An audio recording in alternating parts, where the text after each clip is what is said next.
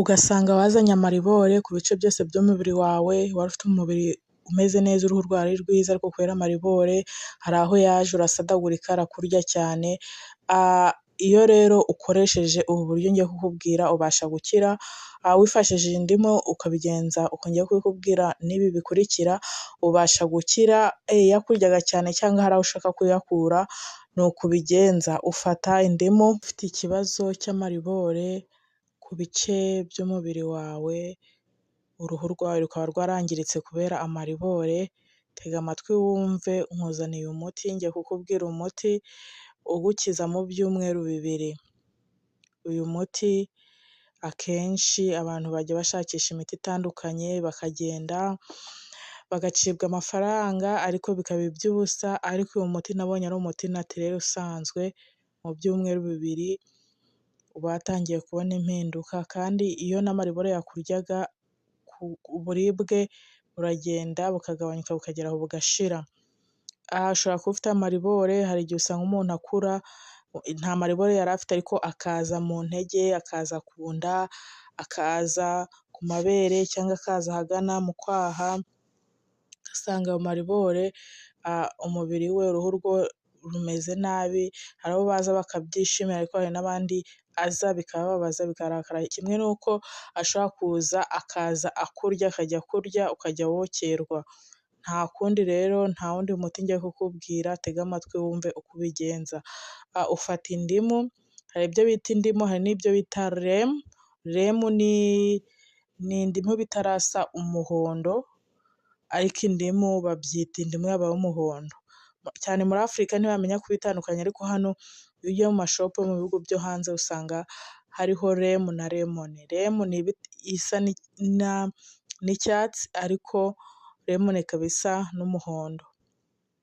Ariko iyo wakoresha yose, yaba remu cyangwa lemoni, ipfa kuba yitwa indimu. Byose ni uburyo butandukanye bw'indimu, ubwo wabona wakoresha bwose bwagufasha. Ufata indimu ukayikata, wamara kuyikata, hahandi ufite ya maribore ushaka kava, niba ari ku mabere, niba ari ku nda. Hari igihe cyane iyo umuntu atwite ashobora kugira amaribore, cyangwa iyo yabyaye. Ya maribore iyo ufashe indimu ukayisaturamo, ukagenda ugasiga hahandi, ugasiga, ugategereza iminota 5 cyangwa 10, warangiza ugakaraba n'amazi y'akazuyazi. Ushobora gukaraba n'amazi y'akazuyazi, cyangwa ufite agatambaro wumva udashaka gukaraba, aho udashaka koga umubiri wose, ufata agatambaro kawe ukagashyira muri ya mazi ashyushye, ukihanagura. Iyo warangije kwisiga ya lemoni iminota 5 cyangwa 10. Ushobora gukoresha indimu yonyine, ariko ubishoboye ushobora no kubona igikakarubamba, ushobora gufata igikakarubamba ukavanga n'indimu, warangiza ugasiga hahandi hari amaribore ushaka kava. Ushobora gukoresha indimu yonyine cyangwa ugakoresha igikakarubamba cyonyine, icyo wabasha kubona nicyo wakoresha. Ariko ubonye igikakarubamba n'indimu, afata igikakarubamba agahata y'amazi, agafata n'amazi y'indimu akabivanga, yarangiza agasiga hahandi hari amaribore, agategereza iminota 5 nababwiye cyangwa 10, ibaye iminota, agafata y'amazi ashyushye akayakaraba hahandi yari yasize. Niba wari uri kuribwa muri ako kanya, iyo umaze kubikora uburibwe uhita wumva buhagaze. Ikindi ni uko ushobora kubikora 1 ku munsi cyangwa 2 ku munsi, ariko ibyiza ni 2 ku munsi, kuko iyo umuntu afite amaribore aramurya cyane.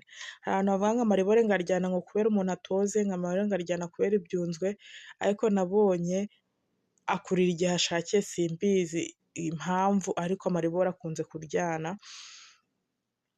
Iyo rero ufashe uwo muti ukawukoresha mu byumweru 2, amaribore aho yari ari ubona ko atangiye kugabanyuka, ubona ko atangiye kuhava. Kandi ikindi ni uko yakuryaga, uko wumvaga wishima, wavuga ngo wabigenza gute, ni uko kwishima biragenda bikarangira. Iyo ukomeje ukawukoresha mu gihe kingana n'ukwezi, uburibwe, amaribore akagenda ashiraho hahandi burundu, ku buryo ashoboraho gushiraho akaharangira. Impamvu mbabwiye ni uko nabonye ni umuti ufasha. Nabonye ko Igikakarubamba gisanzwe kivura ibintu byinshi ariko ntabwo nari nzi ko n'amaribore igikakarubamba kiyavura, ntabwo nari nzi ko iy'indimu, indimu nayo murabizi ko tumenyereye ko ivura inkorora, turabizi ko umenyereye ko ivura, hari abantu bajya bavuga ngo mu maso ngo urayisiga inkovu zikagenda, ariko ntabwo nari nzi ko no ku maribore nayo urayisiga amaribori agakira, urayisiga amaribori akagenda, kumwe yakuryaga ntakurye. Niba hari uzi ufite iki kibazo cy'amaribore, niba hari uzi ushaka umuti ariko akaba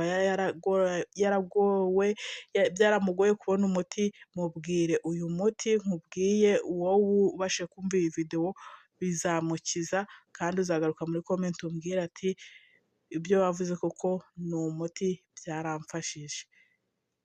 Birafasha kandi bitagombeye ibintu byinshi, bitagombeye ukuntu ugenda uvuga ngo uzana amafaranga ibihumbi 40 ngo uzana amadolari angahe ngo tugufashe, wiguriye indimu yawe gusa ukigurira n'igikakarubamba, ukaza mu rugo ukisiga nk'uko umuntu yisiga isabune agakaraba, ubasha gukira.